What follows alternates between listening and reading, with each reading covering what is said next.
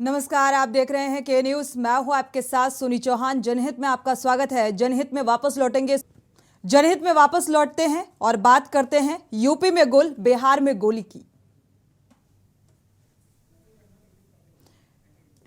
क्योंकि लगातार जिस तरीके से बिजली कटौती हो रही है और आम जनमानस इससे बेहाल हो चुका है। बारिश है और बारिश के इस मौसम में जब लोग उमस भरी गर्मी से बेहाल हो जाते हैं तब बिजली दगा दे जाती है। लिहाजा यूपी से लेकर बिहार तक बिजली के लिए हाहाकार मचा हुआ है। यूपी में 8 से 10 घंटों तक बिजली गुल रहने से परेशान लोग भारी रोष में हैं, तो वहीं बिहार के कटिहार में बिजली मांगने पर मौत नसीब हुई है।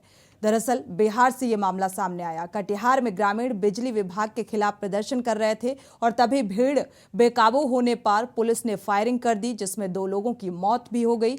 आपको बता दें कि शहरों का दायरा बढ़ रहा है, नए भवन तैयार हो रहे हैं और इसके अलावा प्लांट टाउनशिप जो है वो भी तैयार की जा रही है। इन सब से हर साल बिजली की डिमांड बढ़ जाती है और लेकिन बिजली विभाग के पास ऐसी कोई व्यवस्था नहीं है कि वो समय रहते इस बात का आकलन कर सके कि कितनी डिमांड इसके पास आने जा रही है। और ऐसे में जब पहले से कोई तैयारी नहीं है तो एकाएक मांग बढ़ने की वजह से दिक्कतें होना तय है। पहले आपको रिपोर्ट दिखाते हैं, इसके बाद हाल भी दिखाएंगे जहां जहां पर बिजली कटौती से लोग परेशान हैं।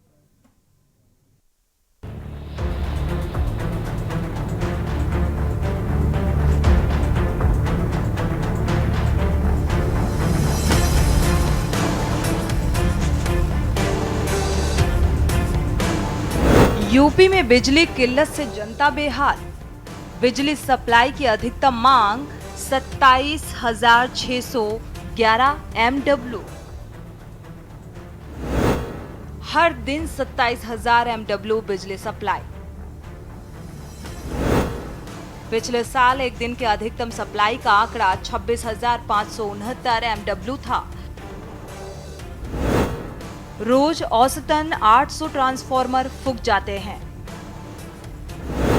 समय रहते नहीं किए गए इंतजाम। ABC conductor maintenance overload transformer का चिन्हांकन नहीं हुआ। ट्रॉली ट्रांसफार्मर की व्यवस्था नहीं की गई। अघोषित बिजली कटौती से हर तरफ मचा हाहाकार। मॉनसून के सीजन में यूपी की बिजली व्यवस्था पूरी तरह से चरमरा चुकी है। दरअसल बारिश में लोड बढ़ते ही फॉल्ट और ट्रांसफार्मर फूंकने जैसी समस्याओं के चलते सप्लाई ठप हो जाती है। हालात इस कदर खराब हैं कि 8-8 घंटे तक बिजली गुल हो जाती है। इस मामले पर मुख्यमंत्री नाराज हैं।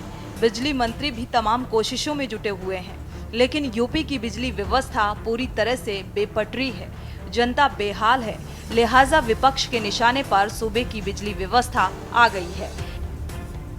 लेकिन इन सब के बीच लाख टके का सवाल ये है कि आखिर यूपी में बिजली व्यवस्था बेपटरी क्यों हो गई। हालांकि इस बीच हर दिन औसतन 800 ट्रांसफार्मर रोज फूंक रहे हैं और ये आंकड़े ये बताने के लिए पर्याप्त हैं कि गर्मियां शुरू होने के पहले सप्लाई दुरुस्त रखने के पर्याप्त इंतजाम नहीं किए गए। जानकारों की माने तो गर्मियां शुरू होने से पहले ट्रांसफार्मर और एबीसी कंडक्टर का मेंटेनेंस, ओवरलोड ट्रांसफार्मर का चिन्हांकन और उसकी जगह ट्रॉली ट्रांसफार्मर की व्यवस्था नहीं की गई। अगर समय से ये आकलन कर लिया जाता कि कहां के ट्रांसफार्मर ओवरलोड हैं, तो ट्रांसफार्मर फूंकने के बजाय बचाए जा सकते थे या फूंकने की आशंका में अघोषित बिजली कटौती नहीं करनी पड़ती। एक बार ट्रांसफार्मर फूंका तो 12 से 24 घंटे तक बिजली व्यवस्था बहाल किया जाना मुमकिन नहीं हो पा रहा है। हमारे यहाँ सर लाइट नहीं आती। 3-4 एप्लीकेशन दिया यहाँ, इसके बाद कोई सुनाई नहीं होती। 3-4 रोज हो गए, लाइट का बड़ी यहाँ दिक्कत है। 3-4 दिन से लाइट नहीं आ रही है। हाँ। आपने कहीं शिकायत करी? शिकायत किया, एप्लीकेशन दिया, प्रधान जी दे आए एप्लीकेशन, बस यहाँ कोई सुनाई नहीं होती। अब यहाँ जनता जो है तो मर रही है। इस तरह के बाल बच्चे हैं, गर्मी का सीजन है और ब्याल लगाओ के पास ये धान है वो सूखा जा रहा है, ब्याल सूख रही है। बिजली की समस्या के लिए जाम लगाया गया। आज तक 15 दिन से हो गया, आज तक कोई अधिकारी नहीं सुन रहा। जिले में भी एप्लीकेशन दी गई, वहाँ भी कोई सुनाई नहीं हुई। यहाँ तक कि इस लाइन से कभी हथौड़ा लाइन से जोड़ते हैं, कभी जाली फीटर से जोड़ते हैं, कभी वो काटते हैं तो कभी वो काटते हैं। और जाते हैं समस्या का समाधान कराने के लिए तो कहते हैं कि हमारे यहाँ पावर नहीं आता, हम क्या करें, ये गांव को हटा दिया जाए यहाँ से।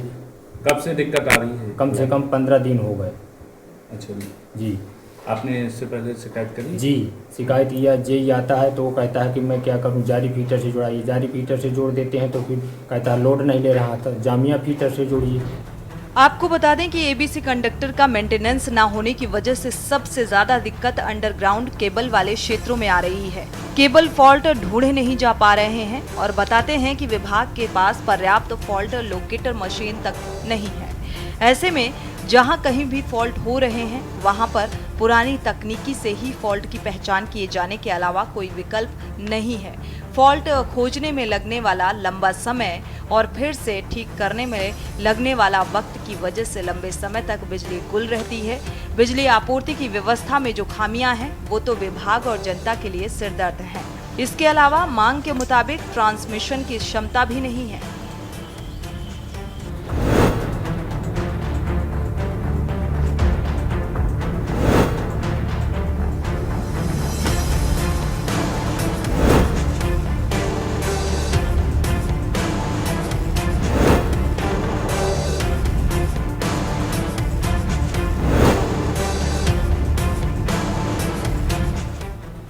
बिजली के मसले पर हालात पड़ोसी राज्य बिहार में भी कुछ ठीक नहीं है। कटिहार में पुलिस की चलाई गोली से 2 युवकों की मौत हो गई। बता दें कि बड़ी संख्या में लोग यहां अनियमित बिजली व्यवस्था को लेकर धरना दे रहे थे और इसी बीच जोरदार हंगामा होने लगा। आक्रोशित भीड़ को कंट्रोल करने के लिए पुलिस ने हवाई फायरिंग की। भीड़ काबू नहीं हुई तो पुलिसकर्मियों ने लोगों पर फायरिंग कर दी। 3 लोगों को गोली लगी और 2 की मौत हो गई। दरअसल कटिहार के बारसोई थाना के बारसोई प्रखंड में अनियमित बिजली व्यवस्था के चलते बिजली विभाग परिसर के बाहर बड़ी संख्या में ग्रामीण और प्रतिनिधि शांतिपूर्ण धरना प्रदर्शन कर रहे थे और इसी दौरान प्रदर्शन कर रहे लोग अचानक से आक्रोशित हो गए। उन लोगों ने हंगामा करना शुरू कर दिया और तोड़फोड़ करनी शुरू कर दी। आक्रोशित भीड़ को कंट्रोल करने के लिए मौके पर मौजूद पुलिस टीम ने हवाई फायरिंग की, लेकिन भीड़ काबू नहीं हो सकी। इसके बाद पुलिस टीम ने हंगामा मचा रहे लोगों को खदेड़ने के लिए लाठीचार्ज कर दिया, जिससे मामला और भड़क गया। स्पेशल डेस्क के न्यूज़ इंडिया।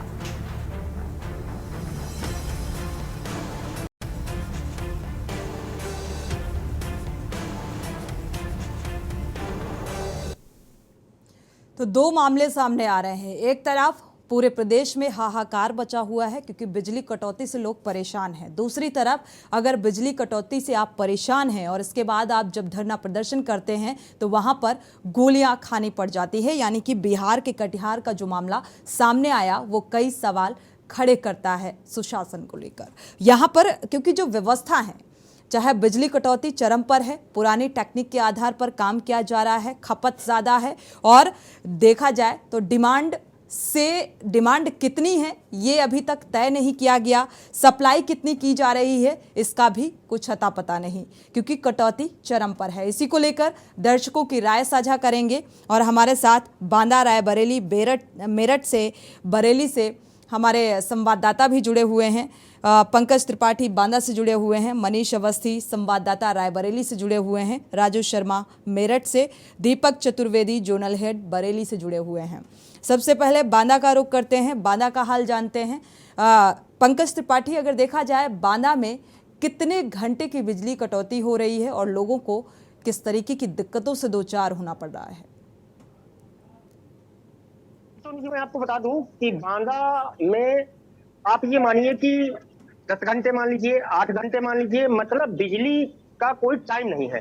जैसा कि मैं आपको बता दूं कि कम से कम 10 मिनट बिजली आती है और 1 घंटे के लिए कटौती की जाती है। अब कटौती फाड़ के नाम पे की जाती है कि किस नाम पे की जाती है, अगर हम फोन लगा के पूछते हैं पावर हाउस पे तो फोन नहीं उठाया जाता। तो कटौती का पता ही नहीं चलता कि अघोषित कटौती हो रही है या फाल्ट हो रहा है। सबसे बड़ी समस्या कि योगी सरकार में फरमान तो रोज दिए जाते हैं कि 24 घंटे शहर के लिए और 18 घंटे देहात के लिए। जब 10 घंटे ही लाइट नहीं हमारे मिला सामने। तो सबसे बड़ी समस्या है कि तो योगी मोहन, सरकार स्क्रीन पर। किसानों के साथ उनकी आखिरकार स्क्रीन कौन सा पर। व्यवहार कर रही है। टीवी वाली। आखिरकार बिल्कुल। किसानों है को ना? पता चले कि कटौती हो रही है कि नहीं हो रही। आज ही का ताजा मामला मैं आपको बता दूं, बिसंडा रोड पे जिस तरह से किसानों ने चक्का जाम किया, रोड को जी। जाम किया बिजली कटौती को लेकर, क्योंकि सबसे बड़ी बात है कि धान की बुआई चल रही है। अब धान की बुआई पे अगर किसानों को पानी नहीं मिलेगा तो कम से कम वो भूखों की कगार में आ जाएंगे। तो ऐसे में बिजली समस्या को लेकर इतनी बड़ी बिल्कुल, सरकार बिजली तो कटौती किसान की जा रही है। हितैषी है, किसान के हित की बात कर रही थी, और मुफ्त बिजली देने का भी जो वादा था उसका क्या?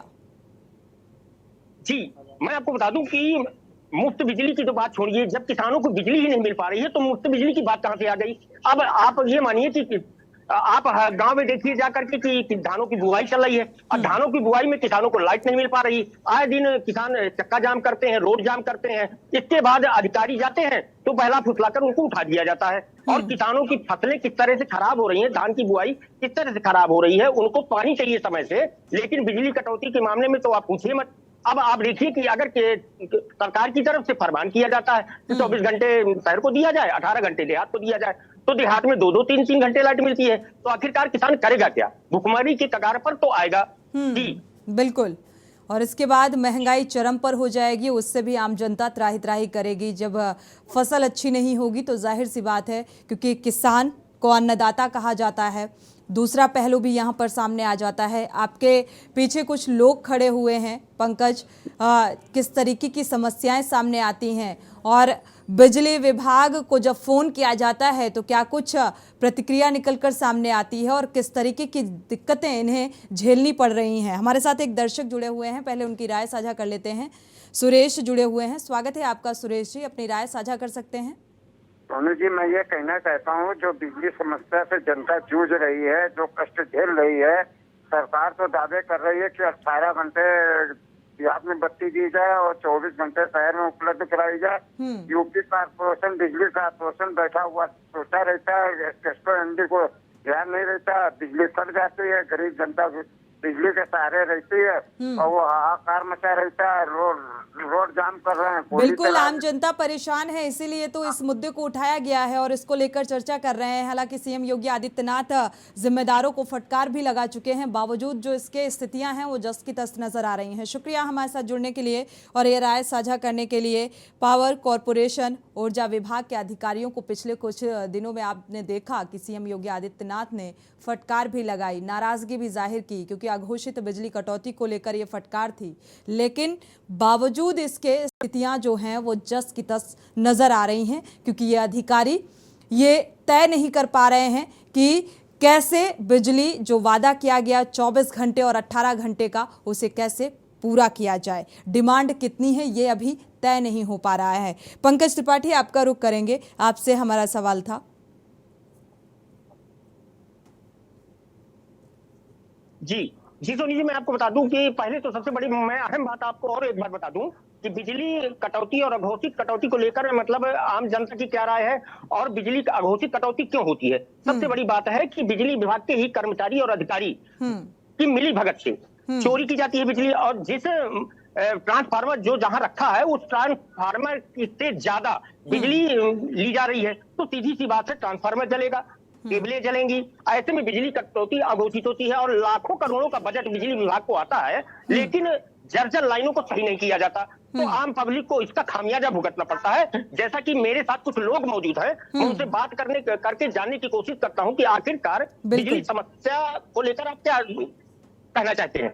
क्या नाम भैया? मनोज कुमार। जैसे कि बिजली कटौती को लेकर किस तरह कटौती होती है और किस तरह से लोग परेशान होते हैं, तो क्या कहना चाहते हैं? अब कटौती क्या होती है? अब ये मान लीजिए कि इस समय बत्ती आती ही नहीं, 2 घंटे को आएगी और उसके बाद 4 घंटे को गोल आया। अभी 2 दिन पहले इन्होंने जो है अनुरक्षण के नाम पे 4 घंटे के लिए लाइट बंद करने का ऐलान कर दिया, पेपर में विज्ञापन दे दिया, लेकिन लाइट सुबह 8 बजे जाने के बाद दोपहर में 2 बजे आई।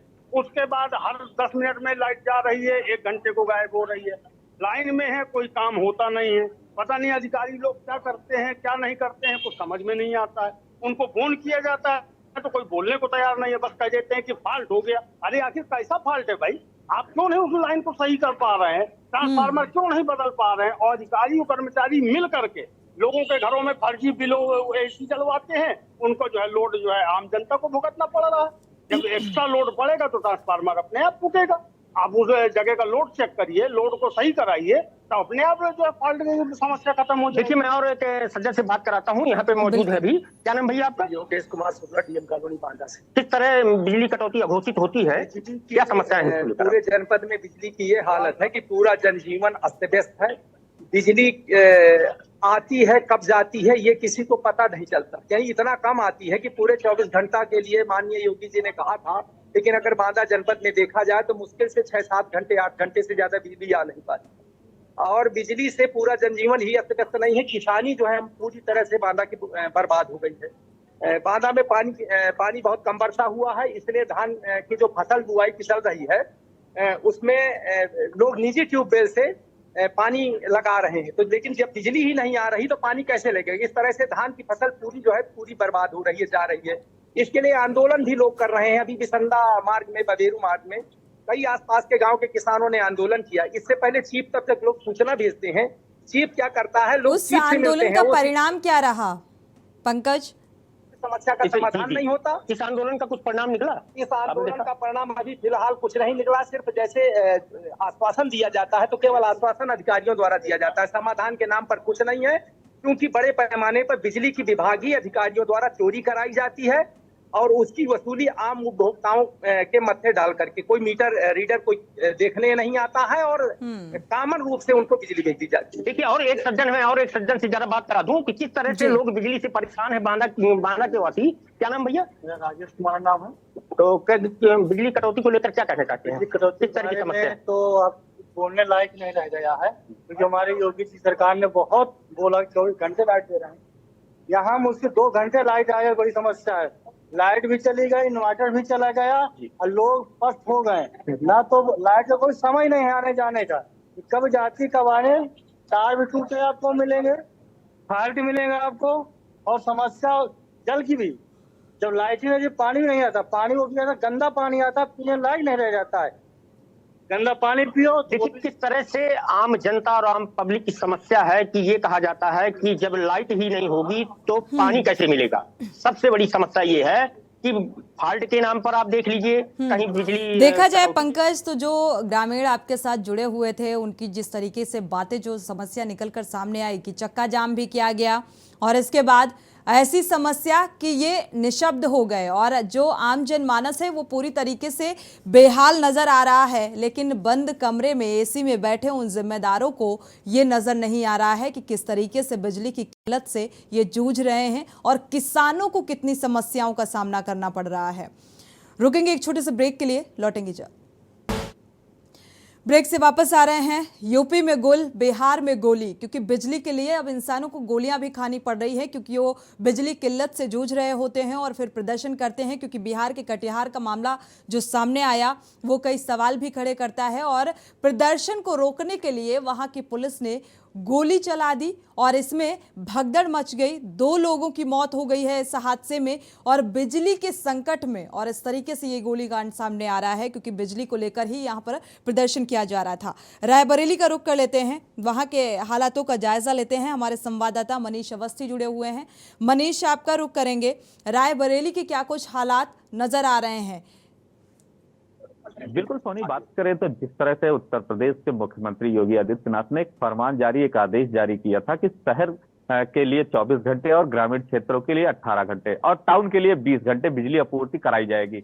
लेकिन जो सरकार के वादे हैं वो धरातल पर साबित हो रहे हैं। अगर बात करें तो रायबरेली की, तो रायबरेली की इस समय जो कंडीशन है बिजली विभाग की वो चरम पर एकदम पूरी तरीके से बिजली व्यवस्था धराम हो चुकी है। जिस तरह से बिजली यहाँ पर दी जा रही है, चाहे वो ग्रामीण क्षेत्र रहा हो, चाहे वो शहर क्षेत्र, चाहे टाउन रहा हो। अगर शहर रायबरेली की बात करें तो शहर में 24 घंटे बिजली की आपूर्ति के लिए आदेश हुआ है, लेकिन अगर शहर में लगभग 14 से 15 घंटे बिजली आपूर्ति की जा रही है। बशर्ते इसलिए कि वहां के जो पावर हाउसों में जो ट्रांसफार्मर लगे हैं वो लोड नहीं ले पा रहे हैं। क्योंकि वो लोड इसलिए नहीं ले पा रहा है कि इनको पहले सरकार को हो या प्रशासन हो इस पर ध्यान देना चाहिए था। जिस तरह से गर्मी चरम पर है उसको हमें देखते हुए जो ट्रांसफार्मर वीक हैं, जो कमजोर ट्रांसफार्मर, उनको बदलने की कोशिश की जाए, लेकिन प्रशासन ने इसको ध्यान नहीं दिया। तो लगभग जिस तरह से ये बात सामने निकल कर आ रही कि जो ट्रांसफार्मर खराब हो रहे हैं, लोगों को बिजली आपूर्ति नहीं हो पा रही है, तो लोग प्रदर्शन करने को आतुर हो रहे हैं, लोग गोली खा रहे हैं, तो लोग लगातार प्रदर्शन पे है। लेकिन बिजली विभाग जो है वह पूरी तरीके से मौन धारण कर चुका है। जिस तरह से बात करें अगर ग्रामीण क्षेत्रों की, तो ग्रामीण क्षेत्रों में 18 घंटे की बजाय लगभग 10 से 12 घंटे बिजली आपूर्ति की जा रही है।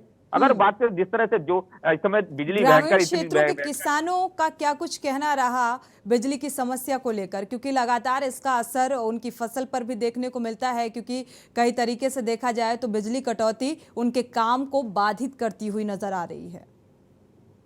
तो नहीं, बिल्कुल जिस तरह से ग्रामीण क्षेत्र की अगर बात करें तो ग्रामीण क्षेत्रों में जो उपकेंद्र बिजली विभाग के बने हुए हैं, वहां पर जो ट्रांसफार्मर रखे हुए हैं क्षेत्रों के बिजली सप्लाई के लिए, वो ट्रांसफार्मर इस तरह से वीक हैं कि उनसे ग्रामीण क्षेत्रों का लोड पूरा नहीं हो पा रहा है। जिस तरह से बात करें तो सुबह 6 बजे से लेकर 9 बजे तक सुबह 3 घंटे की बिजली कट की जाती है, उसके बाद 12 बजे से 3 बजे तक बिजली कट की जाती है।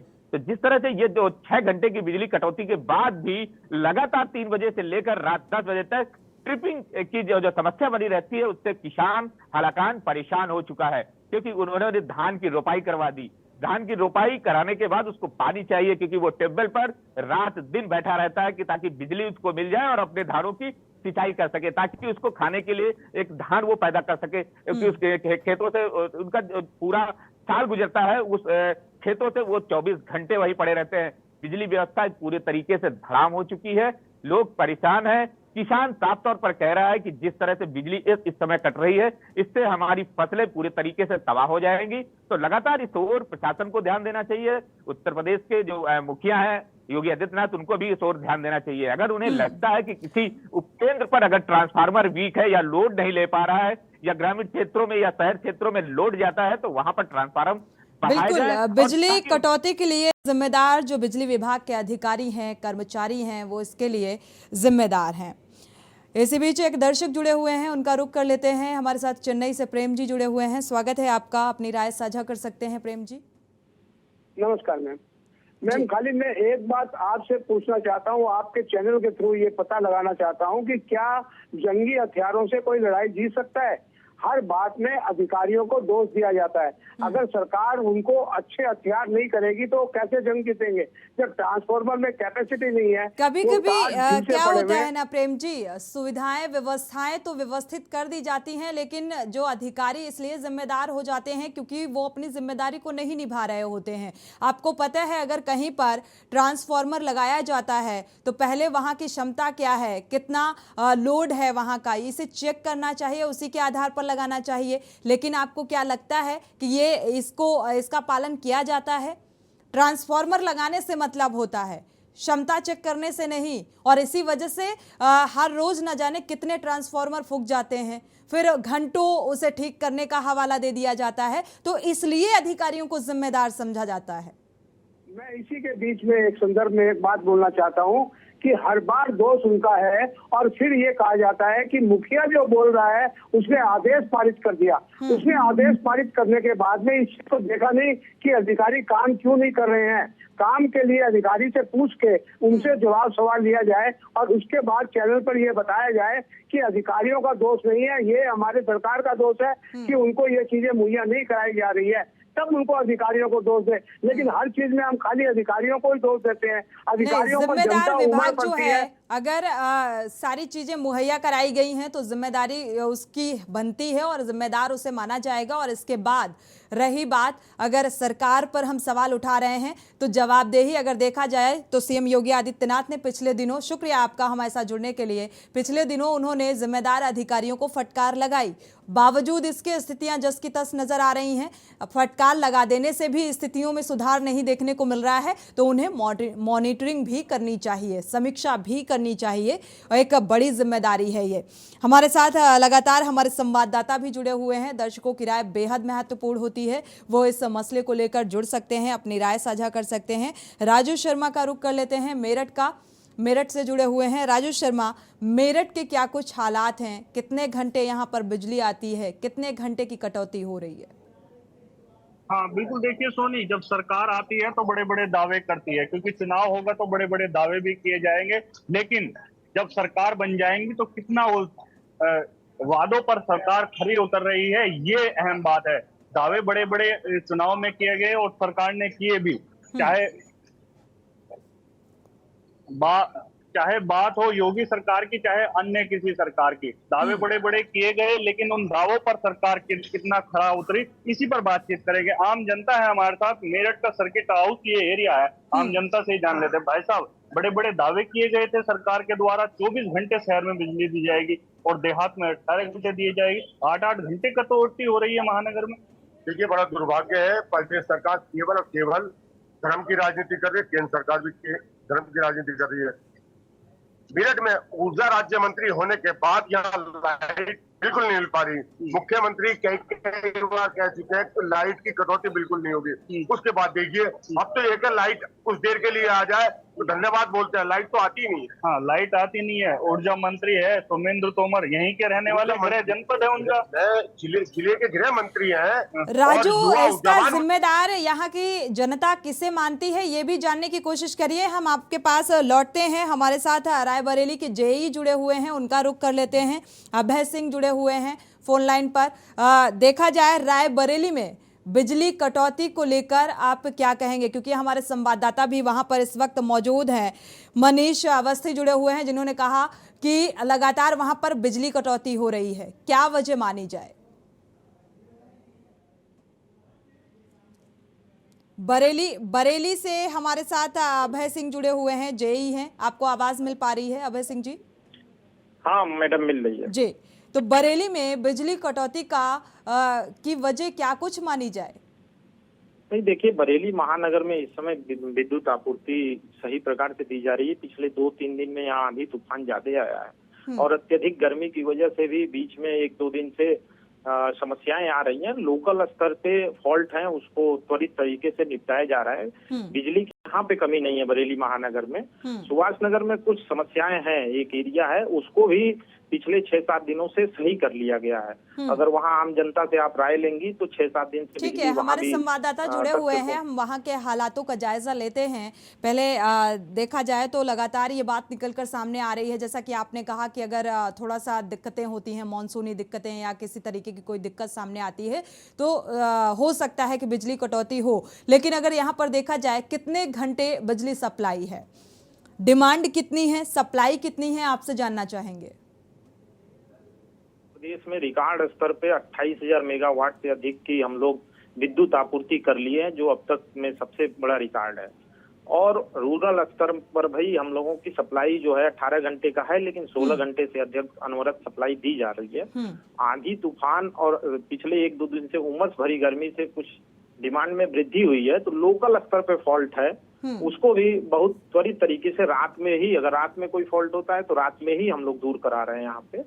और आप यहाँ आम जनता या जो भी प्रतिनिधि होंगे उनसे आप जानकारी ले सकती हैं। बरेली महानगर में विद्युत आपूर्ति सही प्रकार से चल रही है। ठीक है, आप हमारे साथ बने रहिए। हमारे जोनल हेड जुड़े हुए हैं बरेली से, दीपक चतुर्वेदी। हमारे साथ अभय सिंह जेई हैं बरेली के, जो जुड़े हुए हैं। उनका कहना है कि यहाँ पर किसी भी तरीके की कोई समस्या नहीं है, बिजली आपूर्ति सुचारू है।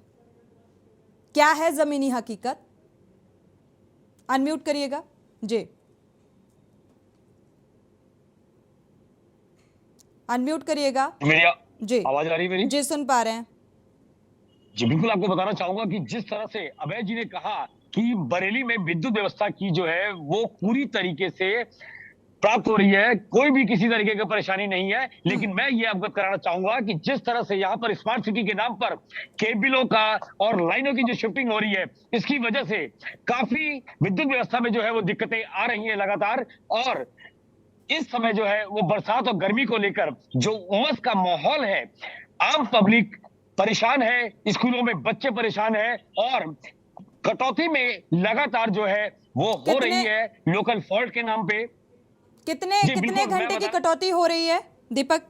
कम से कम जो है वो शहरी क्षेत्र में जो है वो 4 से 5 घंटे की जो ठीक है अभय सिंह जी, लोकल फॉल्ट के नाम पर जो है वो लोकल फॉल्ट के नाम पर जो है कभी कभी 8-8 घंटे और 9 घंटे तक जो है वो लाइट वापस नहीं आती लौटते है। हैं दीपक आपके पास। हमारे साथ अभय सिंह जी जेई जुड़े हुए हैं। ये सवाल सीधा आपसे अभय सिंह जी कि लोकल फॉल्ट के नाम पर घंटों कटौती होती है, स्मार्ट सिटी के नाम पर कटौती होती है, किस तरीके से वहां पर हमारे संवाददाता जुड़े हुए हैं जिन्होंने जमीनी हकीकत को बताया, और आप कह रहे हैं कि कटौती नहीं होती है। नहीं, दीपक जी का बात बिल्कुल सही है। उन्होंने कहा कि स्मार्ट सिटी योजना के अंतर्गत कार्य हो रहा है, तो अगर देखिए विकास के कार्य होंगे और अनवरत इस गर्मी में भी काम हो रहे हैं तो वो बिजली बंद करके ही बिजली का कार्य किया जा सकता है सुरक्षा की दृष्टि से।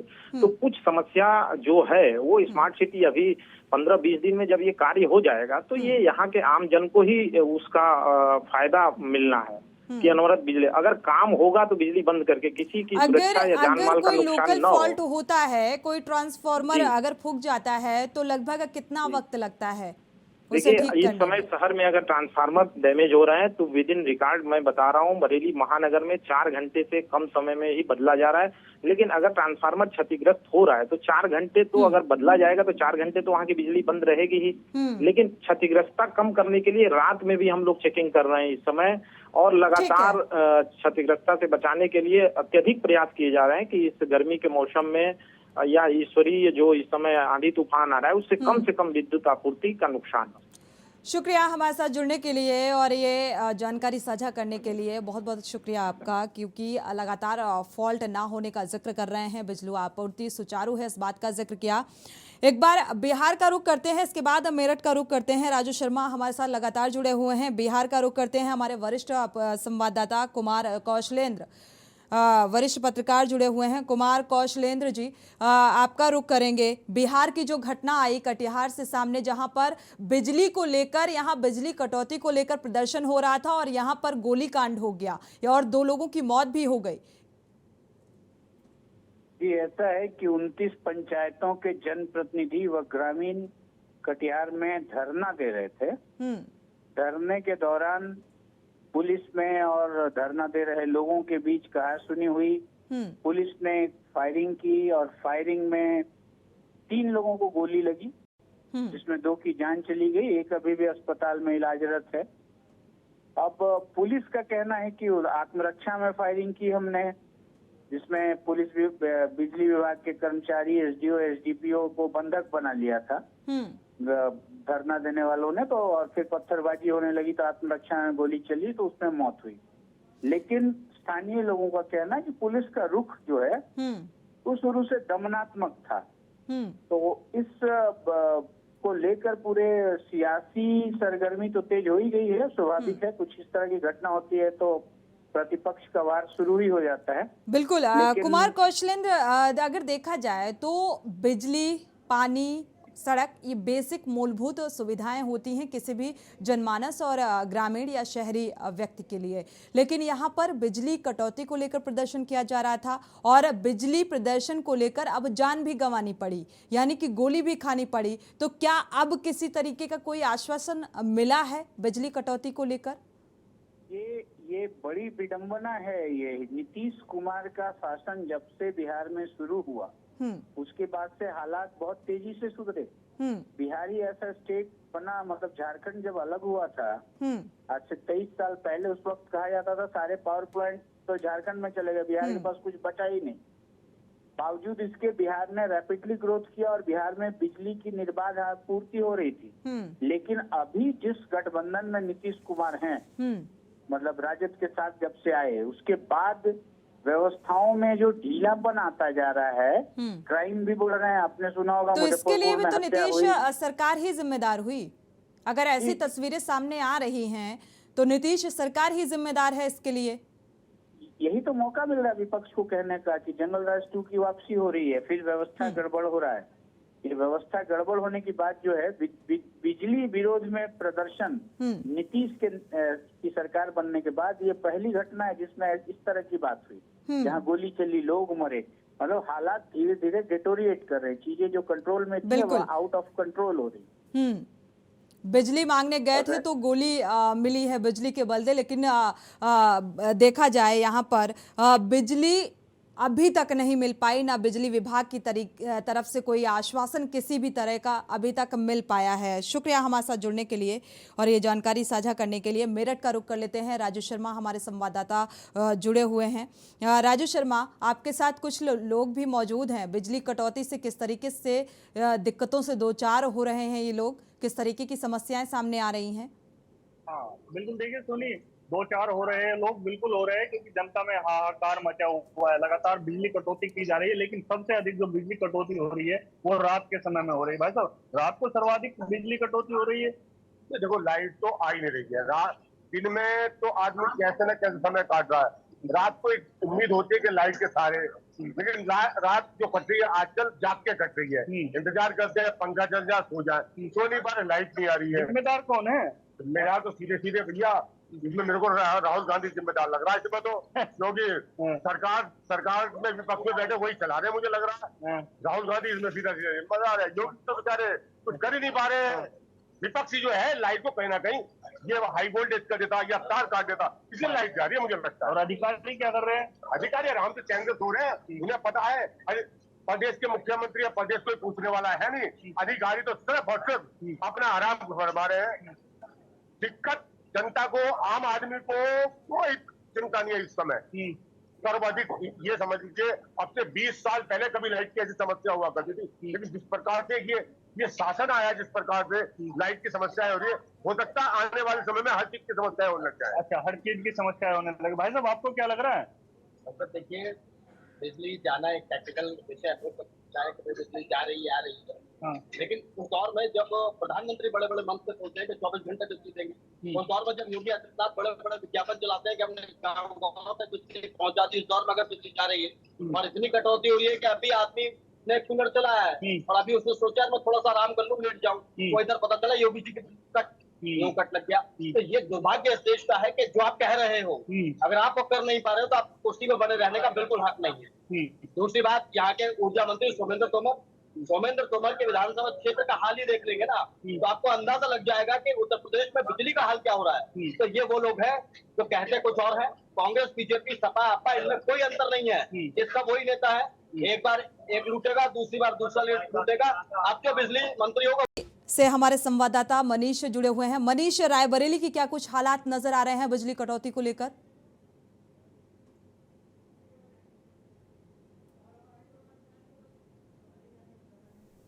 अनम्यूट करिएगा। ऐसा कोई उपकेंद्र नहीं है, अनम्यूट करो जी। मनीष, हेलो जी, सुन पा रहे हैं? आवाज जी बिल्कुल। बात करें रायबरेली की सोनी, तो रायबरेली में विद्युत व्यवस्था पूरी तरीके से खराब हो चुकी है, चाहे वो ग्रामीण क्षेत्र के लोग हो या शहर क्षेत्र के हो या टाउन के हो। यहाँ तक कि सबसे बड़ी समस्या अब किसानों के लिए खड़ी हो चुकी है। किसानों की इस समय धान की रोपाई हो चुकी है, तो धानों में पानी की आवश्यकता भरपूर है, लेकिन उनके ट्यूबवेल कुल मिलाकर पूरे तरीके से 10 मिनट चलता है, उसके बाद 10 मिनट फिर लाइट की टिपिंग हो जाती है। तो ऐसे में जो उनका पानी की सिंचाई है वो पूरी तरीके से बाधित हो चुकी है। किसानों में काफी आक्रोश है, ग्रामीण क्षेत्रों में काफी आक्रोश है। अगर हाल ही की बात करें तो जिस तरह से अभी जो बिजली विभाग के कुछ कर्मचारी एक गंगागंज स्थित रात में गए थे चेकिंग के दौरान, वहां पर हाथापाई भी हुई और लोगों के खिलाफ मुकदमा भी दर्ज किया गया। तो लगातार जिस तरह से बिजली की व्यवस्था को लेकर हर तरफ हाहाकार मचा है, हर तरफ लोग प्रदर्शन कर रहे हैं। मनीष, यहाँ पर देखा जाए अभी यूसी के जो चेयरमैन हैं वो भी, उनको एक जिम्मेदारी अब गोयल को सौंपी गई है। तो उम्मीद की जा सकती है कि विद्युत विभाग की तरफ से जो लापरवाही अभी तक बढ़ती जा रही थी वो हो सकता है अब सही हो सके, लेकिन उम्मीद की जा सकती है। आगे क्या कुछ होगा वो फिलहाल देखना होगा, लेकिन समस्याएं अनेक हैं यहाँ पर। और सबसे ज़्यादा जो समस्या है वो शहरी क्षेत्रों में भी देखने को मिल रही है, क्योंकि जो स्टूडेंट हैं उनको पढ़ाई करने में भी, स्टडी में भी दिक्कतें आ रही हैं, और साथ ही किसानों को भी सबसे ज़्यादा दिक्कतें झेलनी पड़ रही हैं। बिल्कुल सोनी, बात करें तो जिस तरह से देवराज जो यूपी पीसीएल के जो चेयरमैन है उनको हटाया गया है, और ये देखते हुए हटाया गया है कि जो यूपी की व्यवस्था है बिजली विभाग की वो पूरी तरीके से धड़ाम है, वो पूरी तरीके से यूपी की बिजली को नहीं संभाल पा रहे हैं। तो अब आशीष गोयल को लाया गया, क्योंकि अभी हमारे जो केबक है उन्होंने बताया कि जो आशीष गोयल है उनका रिस्पांस बहुत अच्छा है, तेज तर्रार अधिकारी है, तो सारे लोग अब उम्मीद करेंगे कि आशीष गोयल के आने के बाद यूपी की बिजली की व्यवस्था पूरे तरीके से ढर्रे पे आ जाएगी और लोगों को पूरी आपूर्ति मिल पाएगी। तो जो अगर बात करें रायबरेली की, जो जिस तरह से रायबरेली में लोग परेशान है, अब आशीष गोयल आने के बाद रायबरेली के लोगों को भी उम्मीद जागेगी कि नहीं, रायबरेली को भी बिजली मिलेगी। अगर बात करा जाए तो रायबरेली एक वीवीआईपी कहे जाने वाला जिला है, जो कि यहाँ पर हर राजनीतिक गढ़ बना माना गया है। अगर हम बात करें तो अभी पिछली बार ही जो चुनाव नगर पंचायत का, नगर निकाय का चुनाव हुआ था, यहाँ पर एक नहीं, दो नहीं, लगभग पांच राज्य मंत्री और खुद यहाँ के उत्तर प्रदेश के मुख्यमंत्री योगी आदित्यनाथ ने भी यहाँ की कमान संभाली थी। और यहाँ पर बिल्कुल आप, लेकिन उम्मीद की जा सकती है कि ये जो अव्यवस्था थी वो व्यवस्था में तब्दील हो सकती है। शुक्रिया हमारे साथ जुड़ने के लिए और ये जानकारी साझा करने के लिए।